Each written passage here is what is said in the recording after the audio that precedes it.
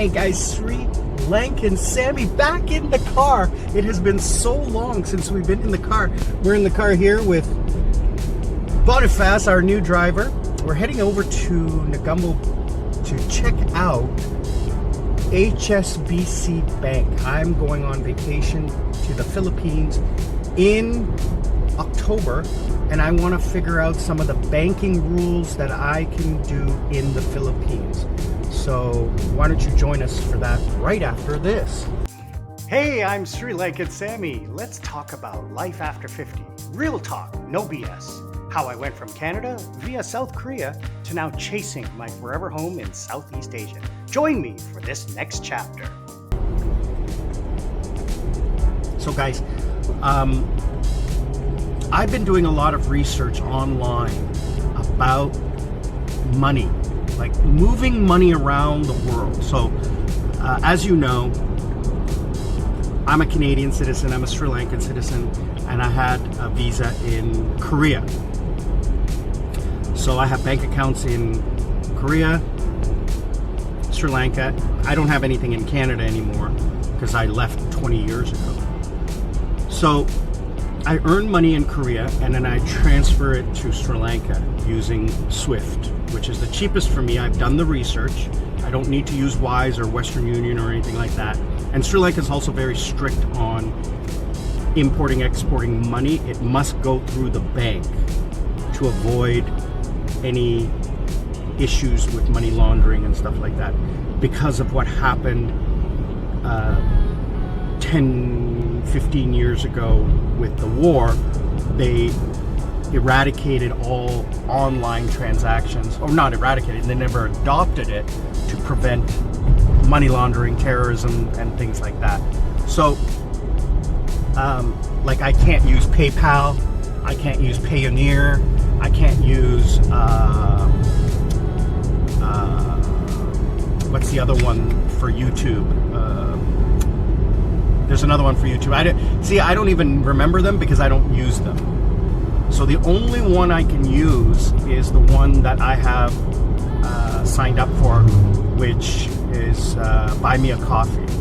And like I can't even use some of the merchandise websites because they only pay out by PayPal.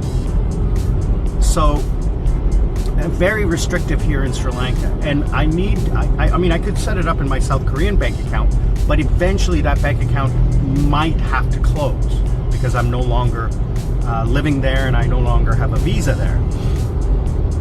So that is a concern of mine, so that's why I'm like moving everything to Sri Lanka. So anyway, so I have a US dollar account in Korea and a US dollar account in Sri Lanka. So I can buy US dollars in Korea at a discount because I'm a VIP customer at the bank I've been doing business with for 18 years. So they have given me a 50% discount on the spread and no fee for the exchange. So when you do a SWIFT, when you transfer money from country to country, they convert it to US, transfer it, and then convert it again when it lands to the local currency. But I transfer US dollars to US dollars, so there's no conversion.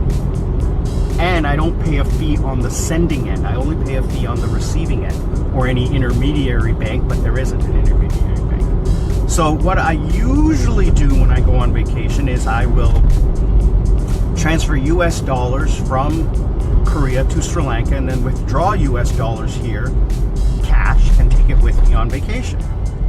I don't like to rely on banking systems or anything like that because if my ATM card fails, then what am I going to do?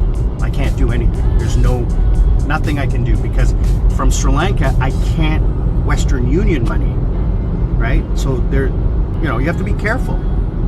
So, if you're in another country and you have nothing, right? How are you going to get money if your card fails? So that's a concern for mine. So that's why I take cash. So then I find out that in like from experience, most banks, I've been to the Philippines before, most banks have a limit to the daily limit you can withdraw, or the one-time transaction you can withdraw.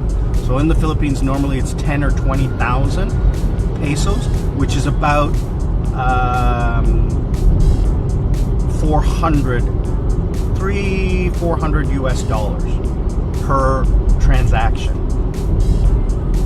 And then also what your card allows you to do. So, and then there's a fee. So if you, let's say you need $1,000 to live for the month, that's at least 3 transactions, that's $15 in fees, because you have to do the banking transaction 3 times. It's difficult to open a bank account in the Philippines. I'm gonna try just to see the experience. And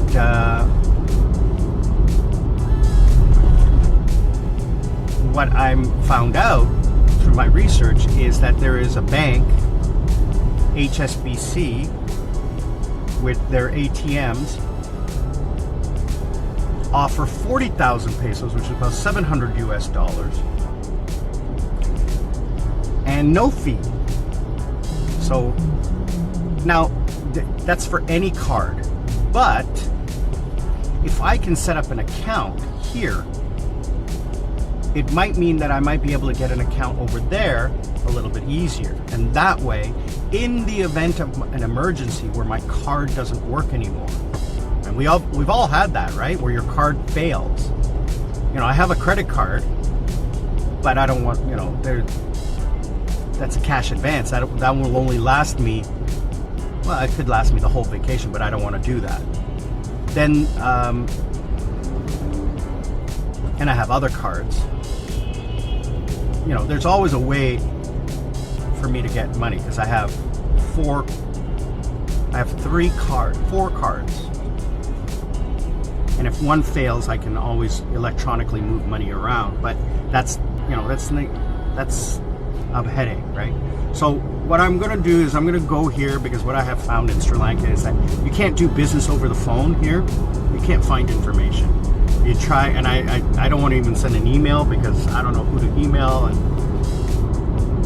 in Sri Lanka, you send an email, nobody answers you. I sent an email to the president, no answer. I sent an email to the member of parliament, no answer. I don't even know who our member of parliament is. I tried to find that out, I couldn't find it out. The website is ridiculous. Anyway, so I find it always best to go face to face and talk to someone. So I'm gonna go in, I'm gonna talk with the manager, and I'm gonna find out what it is that I can do to minimize my risk and maximize my dollars. So that, because I am going for, you know, quite a bit of time, so I want to make sure that which is what you should do too. You should always have a backup plan. You know, if you're going for 1 week, you don't really have to worry about much, and if you're going on a tour, you know, everything's covered. You just need your, like, you know, tips and extra little bit of cash. But if you're going for what I'm doing for like months, you need to have a backup plan. Only once has my card failed, and that was when I was in Korea, but I was on a staycation. So, and it was a weekend, so there's nothing I could do. I had no access to money because I only brought the 1 card. But now, obviously, I'm going to take like more than 1 card. So, always be prepared for the worst case scenario, and that way you don't have to worry, and research in advance. So, we're going to go over to the bank right now. We'll see you guys on the other side. Hey guys, Sri Lankan Sammi here. Thank you for watching the video. If you like what you're seeing, please think about subscribing and liking. Also, to help the channel get out in front of other people just like you, if you could comment, that will help the algorithm get it out there. And hit that bell icon so that you know when the next video is dropping. I truly appreciate that.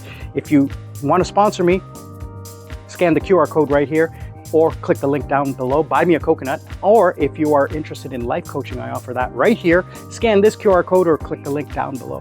I'm Sri Lankan Sammi, retire in Southeast Asia. We'll see you all on the other side.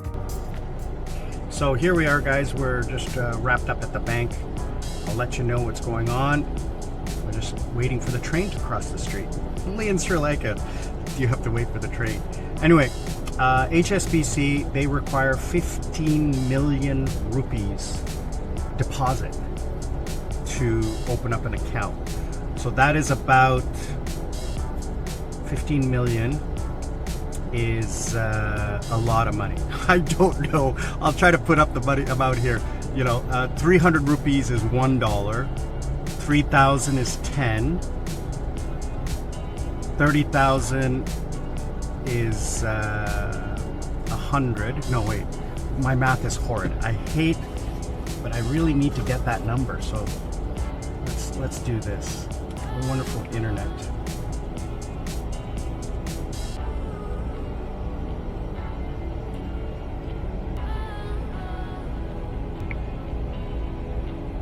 USD, and that is 50,000 US dollars that you need to put into the bank just to open an account. And when I heard it, I laughed, and then I said, that's why there's no light up here. 50,000 US dollars is a lot of money, but the bank here is not connected to the bank in the Philippines, so it doesn't make a difference one way or another. It'll help open up a bank account in the Philippines, but transferring money from here to there via SWIFT is not possible because Sri Lanka has export rules on exporting money. It's very difficult to export money out of Sri Lanka. But again, she says you can use any ATM card, any HSBC bank it has a high limit and no fee. It's all based on your card and what is the maximum allowed on your card. So if your maximum exceeds our ATM maximum, you can withdraw the maximum at the ATM and no fee, only your card fee. So that's perfect. I will use my South Korean ATM card connected to my US dollar account. And as a safety feature, as a backup, I'm going to put a few $1,000s into my Sri Lankan account. So I'll have my US dollar account in Korea, I'll have my Korean won account in Korea, and my Sri Lankan account in Sri Lanka. So I'll have 3 accounts with money in them as a backup. So the main one will be my US dollar account in South Korea. Backup will be my Korean won account in South Korea, and then my Sri Lankan account in Sri Lanka. So that's a good way to back up in the event that there's any issues and the cards don't work or something happens. I have access to money. Philippines is a very cash-based society, other than, like, say for example, the hospital or the hotel or those kinds of things. Everything is cash. You have to pay cash. Even going to immigration and getting your visa extended, you have to pay in cash. There's no card option. So not even like the QR code that like what Thailand is trying to do or what China has. No QR code. Sri Lanka is going to try. I think they were talking about Sri Lanka trying to introduce that QR code payment system here, because everybody has a phone, and digitizing that system would be very easy with most people in this country, because it's just point and click. So we were just stopped off before I did this. We stopped off at the Toyota dealership here because it's right across the street. Our ABS module is starting to fail. This car is 10, 12 years old. And so the ABS module is starting to fail, either from age or from corrosion. So it's starting to improperly send data to this CPU and putting up lights on the dashboard. So it's working for now, but it will fail eventually. So to get one from the Toyota dealership, or even, there's no such thing as aftermarket here in Sri Lanka. Everything is imported. they said it was 500,000. How much? 500,000 rupees for the ABS module at Toyota? Yeah, maybe. About 500,000. That's just under $2,000 for US dollars for this part. Now they suggested you can try to 700,000. That's over $2,000. Over 2,000. Yeah, 700. Because I can get it for between 250 and 500 online from reputable dealers, imported from Indonesia, which where this car was manufactured in Indonesia. This is a Toyota car. It has to be left-hand drive. Or right-hand drive, sorry, right-hand drive, because we drive on the left here in Sri Lanka. So, unlike other countries, they won't let you import left-hand driving cars. It's illegal. In other countries you can do that, but not here. And also the import taxes, even back 10, 12 years ago was high. Now it's ridiculous, like 300%. Getting a new car here is just ridiculous. So anyway, I can find it online. I use ChatGTP to find like the parts and everything like that, and how to go about finding it and sourcing it. So Indonesia, I can get the original shipped here for about 400, 500,000. It all depends on the import taxes. And then if I get it OEM, which is like reconditioned, refurbished, or like aftermarket, I can do that from the Arabian Peninsula for much cheaper, for like half the price, for 275 to 300,000 rupees, which is just under $1,000 US. I think I'm gonna go the way of like getting the part from Indonesia from a reputable vendor, which has a warranty and a guarantee, and then Toyota said they will install it. So we just went over there just to check with the service manager. I just wanted to talk to him. I've never met them before, but they know my mom's car because we've been coming to them forever. And it's a small community here. Everybody knows everybody. So went in, showed the picture, said, can you confirm? He says, yes, I need the whole assembly, all three parts, because that's what ChatGTP asked, is do you need all three pieces? He said yes. So just the most important thing is to make sure that the VIN number matches the part. You have to give the VIN number because each part is manufactured for a different VIN series, something like that. So it's very unique. So it's a funny thing, he's asked, are you the son of Mrs. Peltola? And I said, yes, I'm the son. I'm the firstborn. So, because he's never met me. So, and I was telling him what I'm doing, and he says, yeah, that's a good way to do it. Just, make sure to double check. And I said, well, before I buy it, I'm going to come to you and I'm going to say, okay, this is what they're saying, to, fresh set of eyes, double check to make sure. He says, well, we can't, we don't know. And I said, no, I don't need you to guarantee. I just need you to make sure that I'm buying the right thing. Like, is this the right one? Because you're the expert. I'm not the expert. You're the expert. He says, yeah, no problem. Just do that. So that's the plan. So to wrap up, guys, today we are not going to open an HSBC account here.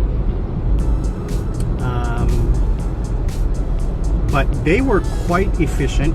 And I'm telling you, I probably would have done well over the phone with them. Even this branch here in Negumbo, I would have done well over the phone. They were quite competent.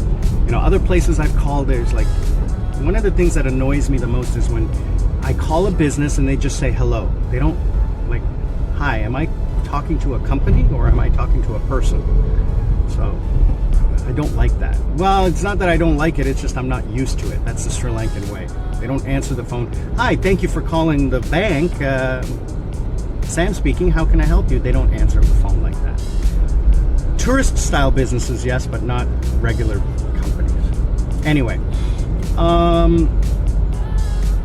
I am going to, like I said, make sure that my cards are active and that the card companies know that I'm going to be traveling. That's another important thing, is call your companies, your credit card and your bank, and tell them you're going to be using your card overseas, what days, and etc., so that there's no security lock on your card. So yeah, I think I might even test the HSBC ATM here with my South Korean card, just to see how well they do, what their exchange rate is, you know, just to test it out. But that's it, guys. Thanks again for joining me. I'm Sri Lankan Sammi, retire in Southeast Asia with Sammi. Please make sure to click the thumbs up button. I really appreciate that. We're going to be starting a series on getting ready for travel, so this will be part of that. Join, why don't you, in the adventure that's going to be this relocation, temporary, to Cebu as part of the adventure of retiring. What do you have to do? This is the first thing, is money. Money, money, money, money. The world lives on money, so making sure you have that money is important. I will see you all on the other side. And remember, learn to live life. Don't let life live you.